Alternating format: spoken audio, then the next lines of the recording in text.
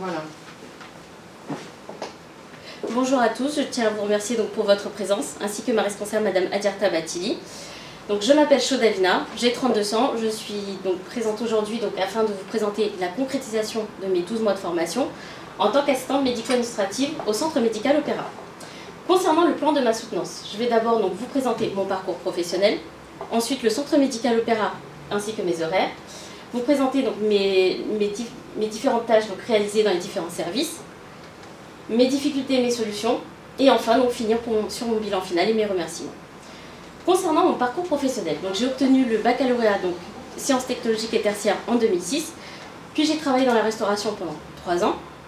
Je suis devenue donc secrétaire médicale pour 2 dentistes et un pneumologue, et n'ayant donc pas la possibilité d'évoluer, j'ai donc changé d'établissement afin d'intégrer l'équipe du Centre Médical Opéra, dans laquelle je suis encore actuellement et avec laquelle j'ai effectué ma formation en collaboration avec le Centre Avis afin de me professionnaliser et d'obtenir le diplôme d'assistant médico-administrative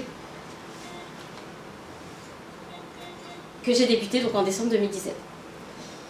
Concernant le Centre Médical Opéra, il a été créé en 1958, situé au 31-33 rue de Caumartin, dans le 9e arrondissement de Paris. Il est accessible par tout mode de transport, il est conventionné secteur 1. Plusieurs accords ont été signés avec différentes mutuelles afin d'éviter l'avance des frais aux patients. Étant donné que c'est un centre multidisciplinaire, il est composé de 95 médecins vacataires de toutes spécialités confondues, cardiologues, pneumologues, généralistes, dentistes, etc. Nous possédons également un service de prélèvement et de soins infirmiers comprenant 3 infirmières. L'organigramme du Centre Médical Opéra est composé ainsi par Monsieur Nicolas Blin, le directeur, ensuite Madame Isabelle Lézot, responsable du service tiers payant, Dr Anne Auger, responsable du service de radiologie, en collaboration avec Madame Adjarta Batili, directrice du service médical. Et enfin, Madame Louisa Chader, directrice du service dentaire. Pour ma part, mon activité est essentiellement centrée au service médical de Madame Adjarta Batili. Le centre est ouvert de 7h30 à 19h30 du lundi au vendredi et le samedi de 8h à 13h30. Pour ma part, la semaine 1, du lundi au jeudi, je suis au Centre Médical Opéra de 7h45 à 14h45 où j'effectuais principalement des tâches administratives et des comptes rendus. En alternance une semaine sur 2 où je commençais à midi pour terminer à 19h afin d'effectuer des examens de cardiologie et de pneumologie. Tous les vendredis, j'étais au centre de formation de midi à 18h. Le samedi, la semaine 1 de repos et la semaine 2 de permanence de 9h à midi et demi. Maintenant, je vais rentrer dans le vif du sujet. Je vais vous énumérer mes tâches réparties dans 4 catégories. Service accueil administratif, tâches de management, service examens médicaux et enfin mon activité au service des comptes rendus. Pour le service accueil administratif, une de mes principales tâches était de créer un dossier patient. Toujours en 5 étapes, je récupère d'abord les documents nécessaires, carte vitale, carte mutuelle, attestation. Ensuite, toujours dans le cadre de l'identito-vigilance, je vérifie l'orthographe du patient et je rajoute les coordonnées, la date de naissance, le numéro de téléphone, l'adresse et l'email. Puis vient la vérification de la carte mutuelle, qu'elle soit bien à jour, que l'identité est bien identique à celle de la carte vitale et que les soins pris en charge soient en accord avec les soins du jour. Ensuite, je relève le nom du médecin traitant déclaré pour clôturer le dossier.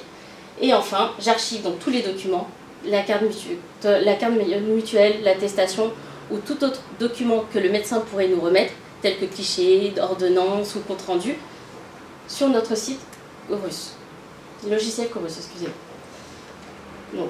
Arrivé maintenant aux enregistrements des actes, où nous avons rencontré 4 cas de figure, généraliste, spécialiste, sans mutuelle et laboratoire.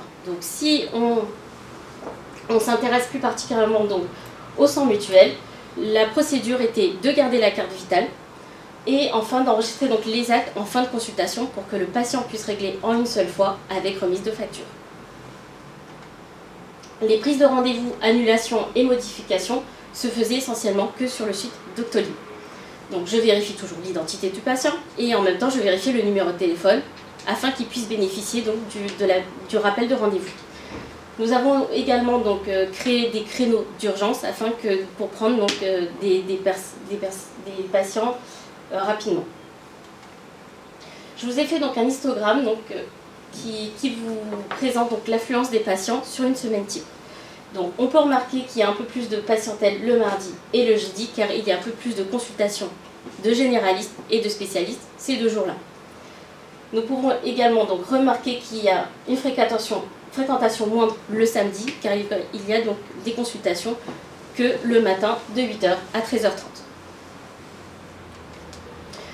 J'ai été amenée donc à établir donc des plannings des médecins, donc, qui se fait donc 2 semaines à l'avance, avec une vérification donc la veille. Sur le site donc le logiciel donc Doctolib, je vérifiais si le médecin sera présent ou non, auquel cas je devais réajuster l'occupation des cabinets pour désencombrer les accueils, les salles d'attente. Puis donc j'imprime les plannings et j'informe mon équipe des éventuels changements pour le bon fonctionnement du service. J'ai été également amenée à établir les plannings des secrétaires. Donc pour cela, je m'aidais donc du support des anciens plannings, je tenais compte des jours de formation et des jours de congé, afin donc d'assurer un changement de poste à chaque roulement pour une polyvalence de chaque secrétaire. Donc, j'ai pu donc également mettre en application donc, mes acquis obtenus lors de ma formation, tout particulièrement en cours de management, lors d'un recrutement. Donc, j'ai donc accompagné donc, ma responsable afin donc, tout d'abord donc, identifier les besoins. J'ai pu observer lors de l'entretien les 2 parties. Puis nous avons pris une décision commune sur la base d'une fiche de poste et une fiche d'évaluation que j'ai moi-même donc réalisée. Donc nouvelle collaboratrice donc recrutée, il fallait donc justement établir un processus de formation. Donc, nous avons d'abord donc débuté par une formation théorique où donc je lui ai détaillé donc les journées types, les semaines types, avec comme support un planning que j'avais réalisé. C'était un planning justement sur la vacation des différents médecins, établissant les comptes rendus sur une semaine, pour qu'elle puisse donc assimiler mes explications et pouvoir se projeter. Donc, arrive ensuite donc la pratique. Je l'ai laissé donc s'exercer tout en l'accompagnant.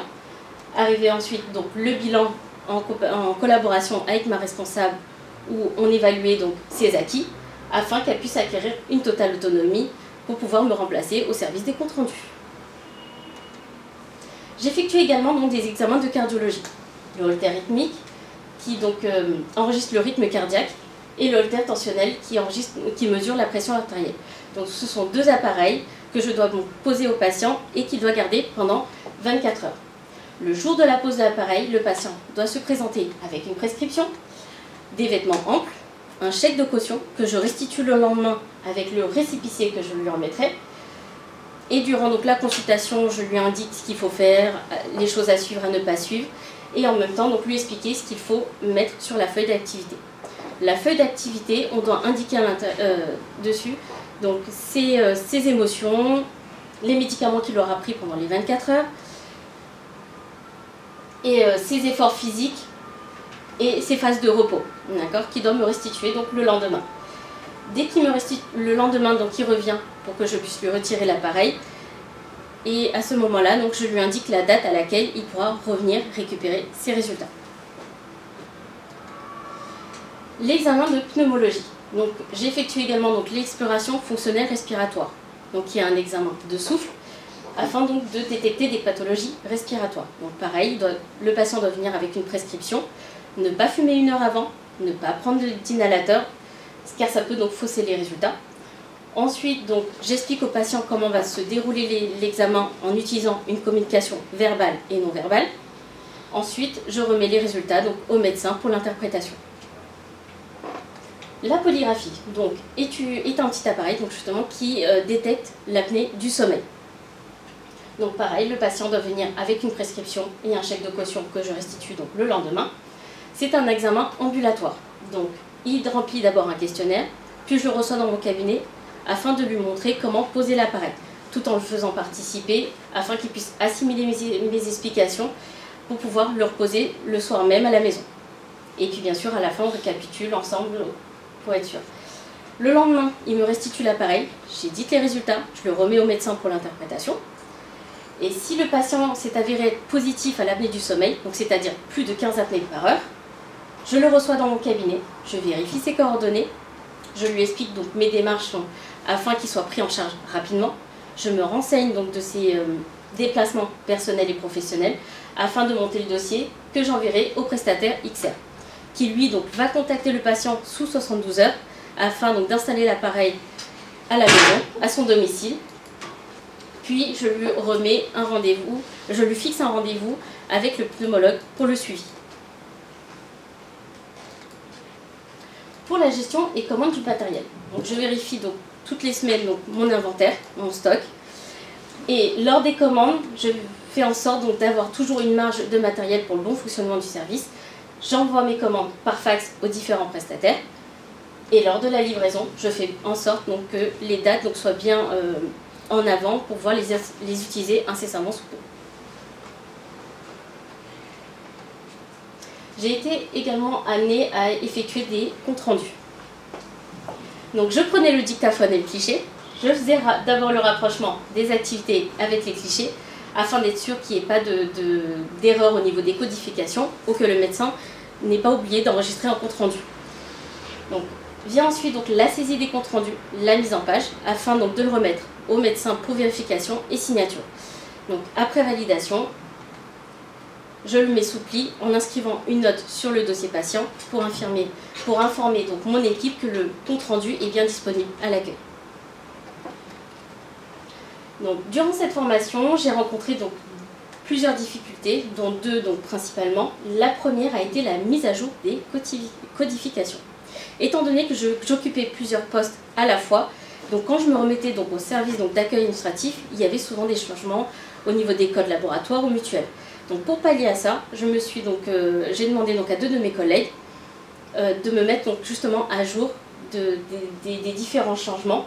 Et moi, donc, de mon côté, d'être un peu plus curieuse, avant chaque prise de poste, de me renseigner auprès de mes collègues. Entre-temps, donc, la difficulté donc, a été générale parmi donc, toutes les secrétaires. Et donc, avec ma responsable ici présente, nous avons établi un cahier de transmission pour le bon fonctionnement du service et qui fonctionne très bien. La deuxième difficulté a été d'allier vie de famille, travail et formation. Donc, pour cela, nous avons établi donc, une organisation très rapide avec mon conjoint. Et j'ai profité aussi donc, de mon temps de trajet, 40 minutes aller, 40 minutes retour, pour pouvoir justement réviser mes cours grâce donc, au portail Avlis où on pouvait donc télécharger nos cours. Donc, cette formation donc, a été très enrichissante pour moi. J'ai pu acquérir beaucoup de compétences et une énorme confiance en moi. Donc, pour cela, je remercie donc, Madame Adjarta Bathily de m'avoir fait confiance et d'avoir été là pour ma demande de formation. Madame Payer de m'avoir donc accordé ma chance l'équipe pédagogique pour votre bienveillance et vos conseils, les formateurs pour votre dynamisme, vos conseils, vos cours et l'école Avlis, pour tous les collègues justement pour votre soutien et bien sûr particulièrement ma famille.